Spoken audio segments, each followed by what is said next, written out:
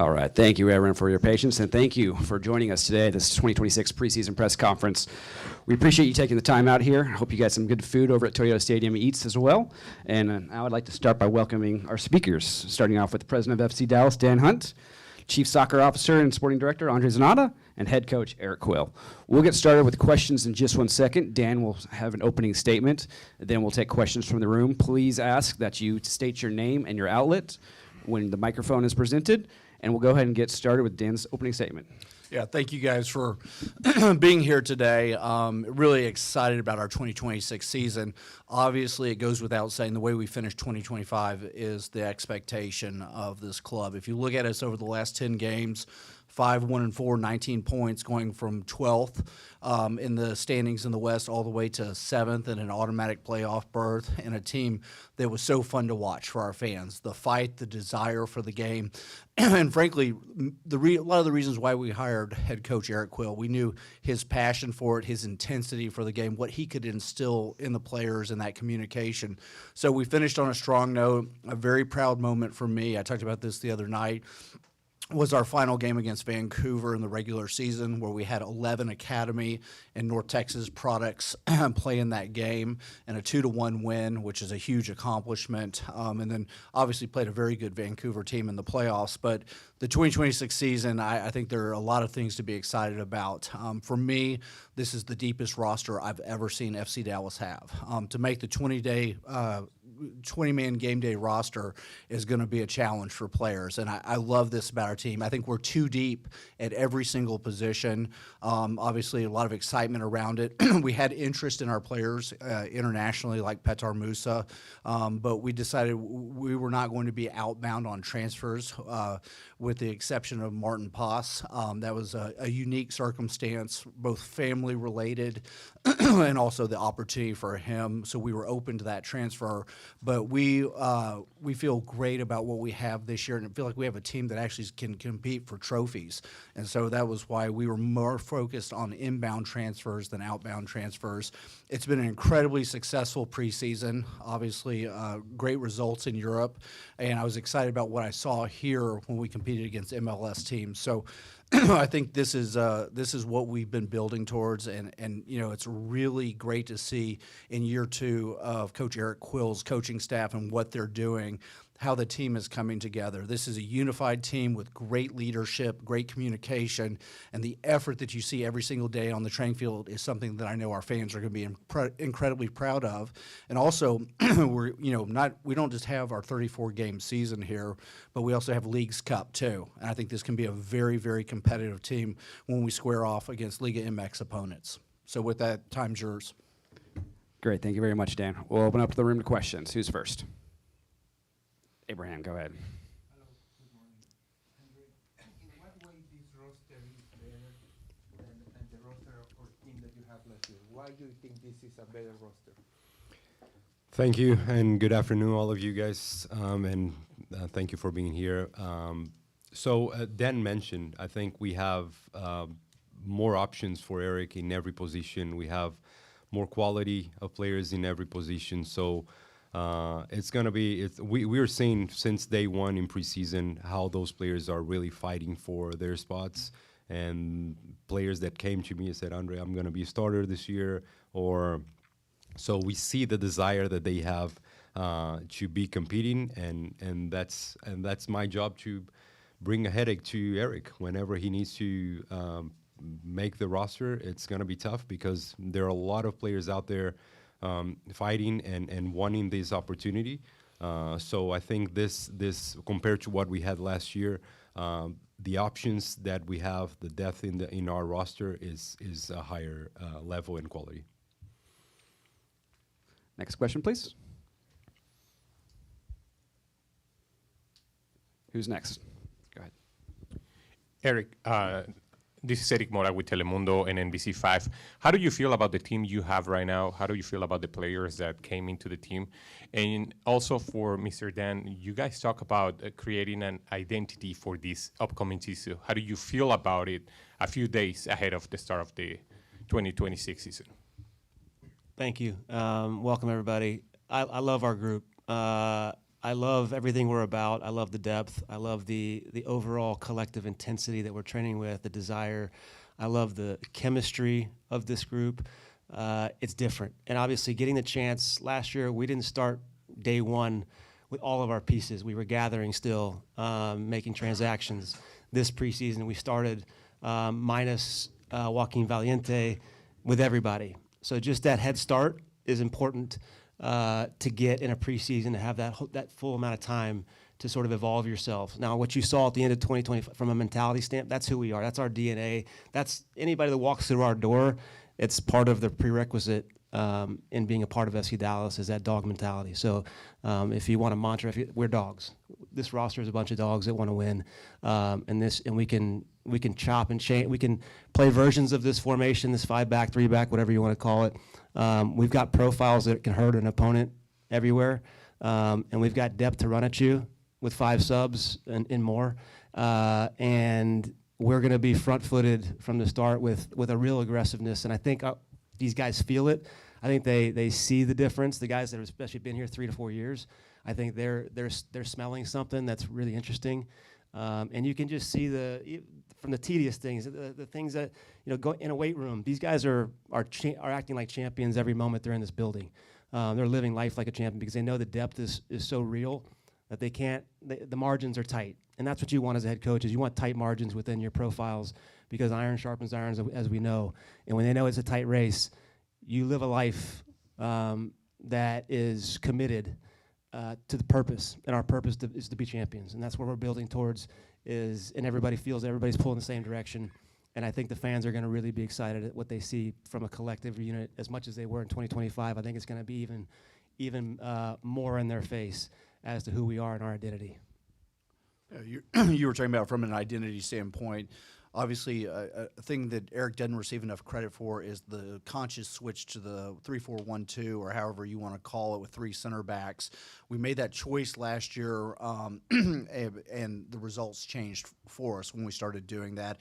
A lot of head coaches will never make that change. They will stick with one identity, and sometimes it works and sometimes it doesn't. So a lot of credit to Eric, his entire staff, to take advantage of the players that we had. But then we saw the success that we were having with that and having 2 9s. I mean, there's no secret. I would tell you that there is no club in MLS that has as good a number 9s as we have. I think we have 4 or 5 great number 9s here at the club right now. Some that can play second 9 or a polyfunctional position. And that was something that Eric wanted. Obviously, bringing in Joaquin to help play that 10 for us. Patrickson's playing very well at that position, too. I thought his last 10 games, he bought in last year in a way that we were so excited to see. You could see his talent and the success that we had. He was a big part of it.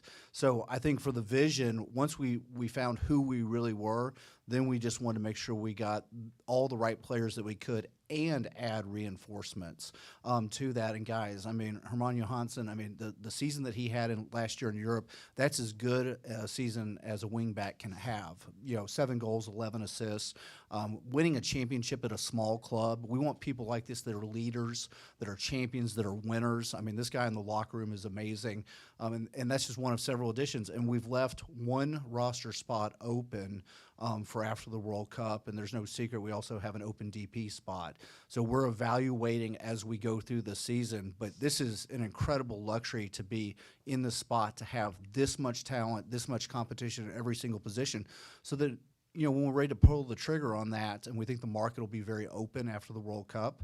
It was a very, very tight market because a lot of players were being held by clubs either for Champions League, Europa League, tournaments in South America, and with the expectations of making national team rosters, right? So there were not a lot of sellers in this market. So we're excited, we're poised, and I can't tell you what position that'll be. I don't think anybody here can. We have our suspicions, but we want to add that piece that hopefully could put us over the top.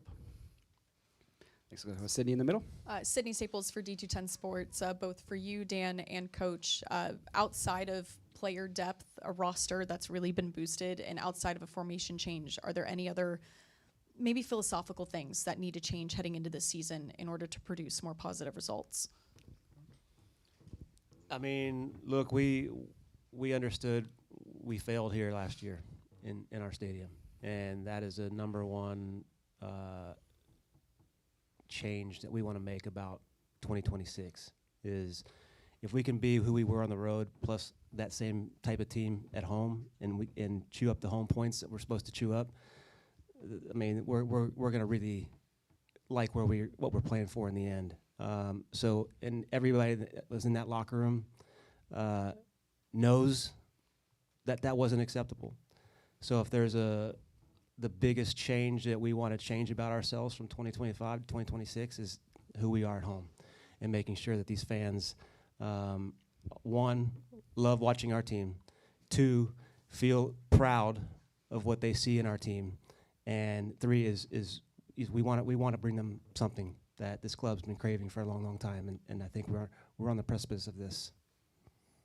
Yeah, I mean, it's easy. Eric said it, winning at home.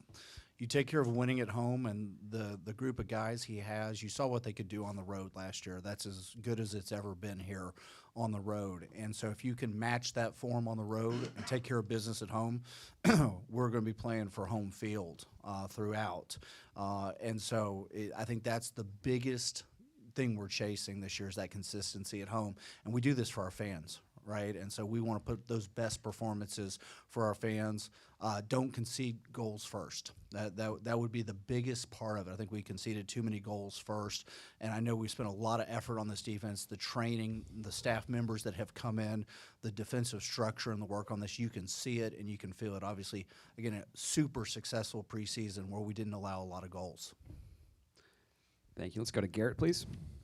Questions for Andre and Eric. I want to ask about Joaquin Valiente. Where's he at in the visa process, the integration process, fitness? When can you expect him to be part of the squad? So Joaquin is going through the visa process right now, and we're trying to push and see if we can have him available for Saturday, but this is unclear at this point. He's been doing preseason with Defensor, so he's fit. He's been playing games, friendlies there. So I believe once the visa situation is clear, he will be available to join the roster immediately, whether at starting position or a bench. This is I'll leave that to Eric. He's been really great so far. I mean, I think he's in an adaptation phase where he's learning his teammates. He's going to quickly learn, the league. I think he's jumping tackles every day right now because he sees the intensity, and he's probably like, "Holy cow, these guys are really, this is another level of intensity." But he's clever. He's got dog in his DNA. He's a workhorse, but he's clever. This kid, he's got ideas that can cut the game open. Which is why he's here. He's elusive on the dribble. We needed that guy that could make the first guy miss. You can play through opponents with passing and moving, but you also need some of those special 1v1 guys that unbalance the opponent in their moment in midfield, and that's what he here. And if you can unbalance the opponent a few times with his type of ideas, and then his quality around goal, I mean, this is what he's going to bring to the table. He's going to be a fan favorite. There'll be a lot of moments where the crowd oohs and ahs based on what the idea he brings to the game. Daniel Stevis, CW33 coach. Dan, I have one question for each of you. I want to start with you, coach. You just think about the challenges of a unique season that you're facing. There's still so much excitement in that. I'm curious, what are some of those challenges that you're anticipating? And what's the excitement of being a coach during this time, soccer in the United States? And Dan, to that point, you've talked about it with the World Cup coming up. Just the step forward that not only the league can take, but U.S. soccer can take. I'm sure there are some challenges in it for you as well. What is the excitement and maybe the challenges in that, coach? Sure. So it's an amazing year ahead of us. The way as a head coach, I'm selling is it's 2 seasons for us, right? There's a primary first part of the season, and then we take a break.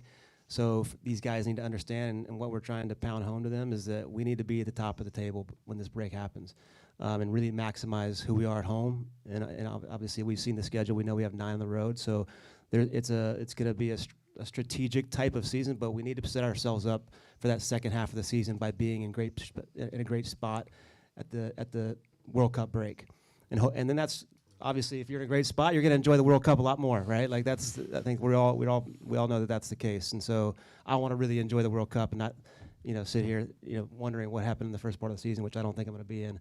So, but then what we're going to have from an excitement, from an energy in this city is amazing. I think about it for my kids and the kids that are part of our club. What this World Cup means and what it's going to bring is just, it doesn't come around often, as you know, and these kids are the memories for life and city memories, and we get to enjoy the energy, and that's what I'm looking most forward to. Yeah, look, 2026 is the year of soccer. I don't think there's any other way you could say it. I mean, if you think about first FC Dallas coming into season, MLS kickoff is this Saturday. For us, incredibly excited about this team.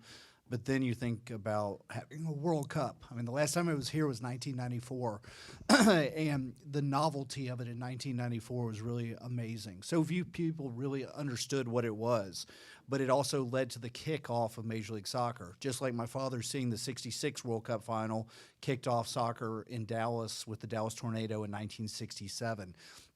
My hopes for this are gigantic. One, it's eyeballs, it's economics, right? It's viewership, it's those things. But on a simple level, it's also developing that next generation of superstars, getting kids to pick soccer that might have picked football or basketball, other sports, and showing what the opportunity really is, and especially the opportunity with the domestic league, and then an opportunity to go play for your national team. I mean, there's no place better at it than FC Dallas.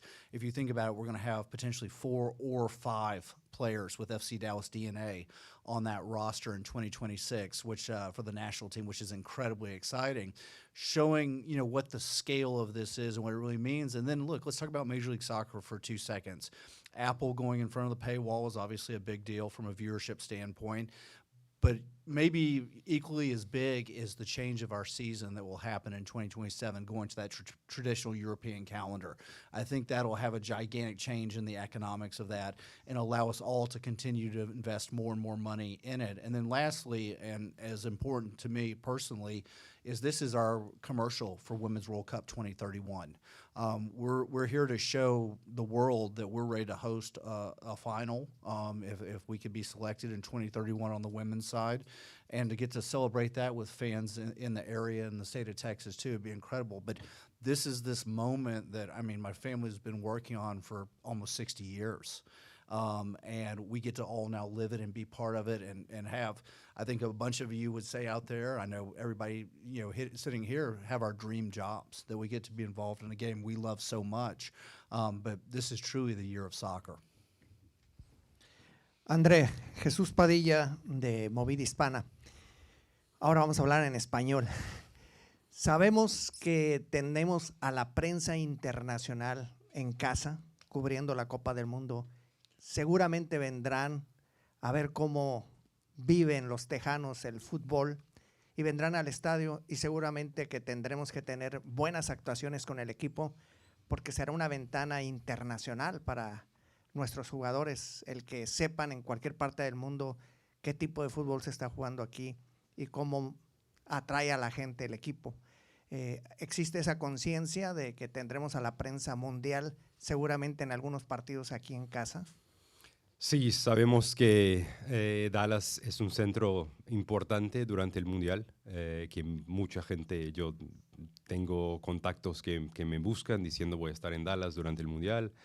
Entonces se puede imaginar cómo Dallas será una de las principales ciudades que tenemos y que más va a tener personas aquí visitando. Y claro, nosotros como representantes de Dallas, del fútbol en Dallas, tenemos que continuar y hacer para que tengan una muy buena impresión del club, de la ciudad y del fútbol local. Entonces, lo que estamos diciendo, tenemos jugadores con calidad y jugadores de distintas nacionalidades, jugadores que pueden estar en el Mundial. Y ojalá que toda esta atmósfera, como estaba mencionando Dan antes, el Mundial trae memorias. Yo me recuerdo tengo recuerdos del Mundial del 86, con mi familia mirando y Brasil jugando. Entonces, todo este ambiente del Mundial es único y tenemos aquí muy cerquita de nosotros ahí la posibilidad de ver. Entonces, estos partidos que vamos a jugar y que tengamos personas que nos visitan aquí y ver que después de esta visita que continúen acompañando y ojalá siendo un aficionado de lejos del FC Dallas, que por esta buena impresión que podemos causar. Finalmente, algunas de las selecciones que van a jugar acá ya se decidieron, aunque todavía no es tiempo de anunciarlo, ¿verdad? Pero ya se mostraron muy interesados en venir y entrenar como el base camp del FC Dallas. No tenemos ninguna confirmación hasta este momento.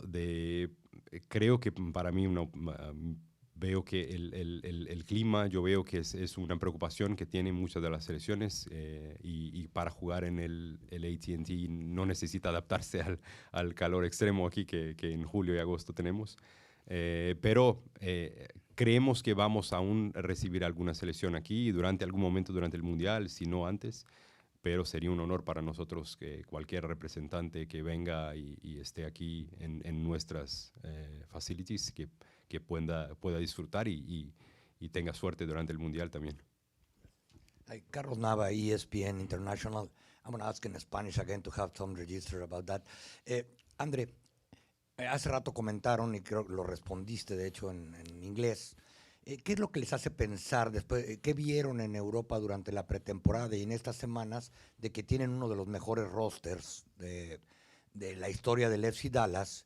¿Y cuál sería la expectativa real para esta temporada, regresando obviamente a la MLS, entre los refuerzos que han llegado veteranos con experiencia en primera división y los muchachos que han firmado tanto a través del draft como pues home grounds y demás, ¿no?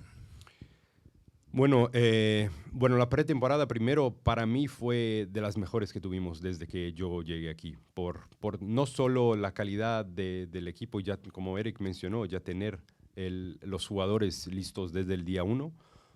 Solo Joaquín llegó después y los porteros y el cambio de salida de Martín.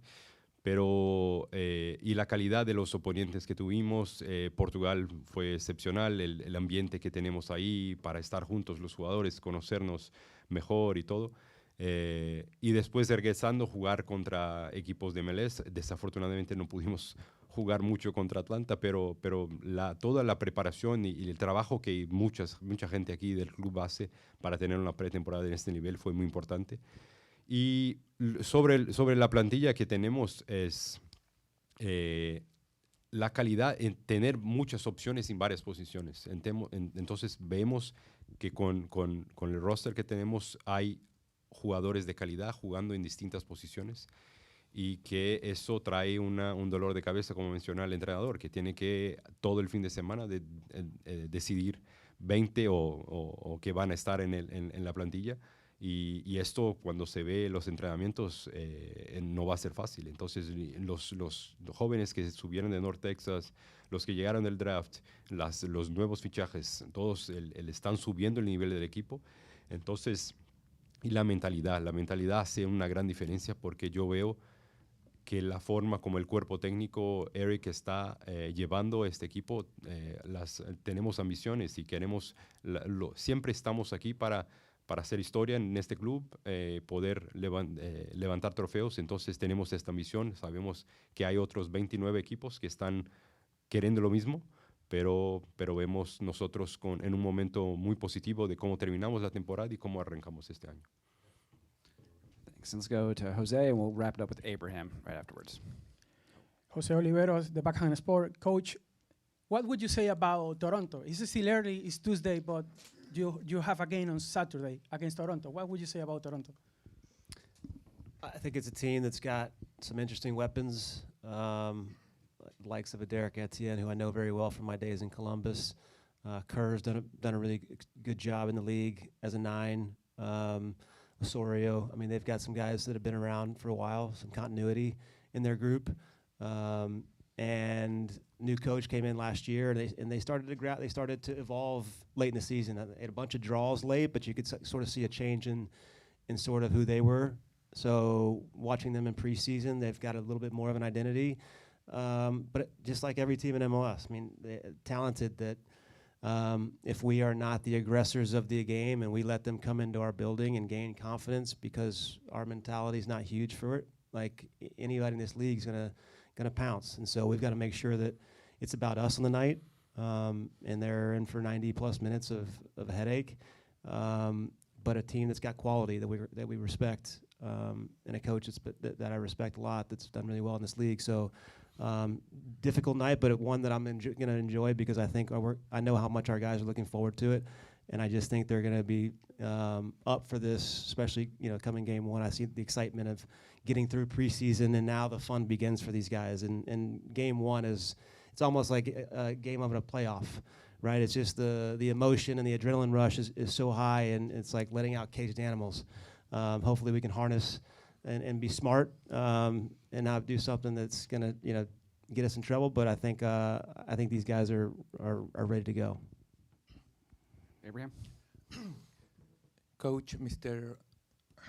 Hunt, talking about Leagues Cup, how important is for the club to face Mexican Mexican clubs, and showing that the MLS clubs are better or equal in quality of play? So obviously this is a great property that was created by Liga MX and MLS, and it's a great competition, and you see what these games mean, the passion for it and the energy around it. It's a great marker for Major League Soccer. We have come a long way as a league and have become very, very competitive with those brands, and had great success now in the tournament over the last couple of years. And you continue to see that has pushed, I think, them in their investing in some of those teams there. I mean, you have those top brands, America, Chivas, Toluca's a very good team there too, and it kind of goes on and on. The two teams in Monterrey are also very good. It's a great marker for us, and it's also a nice change of pace in Major League Soccer. MLS is a athletic league, a physical league, a very transitional league, and it happens incredibly fast. And Liga MX is very different. There's more play with the ball. The tactics are very different, and for us to get better as a league, we need to face more opponents like this and different opponents.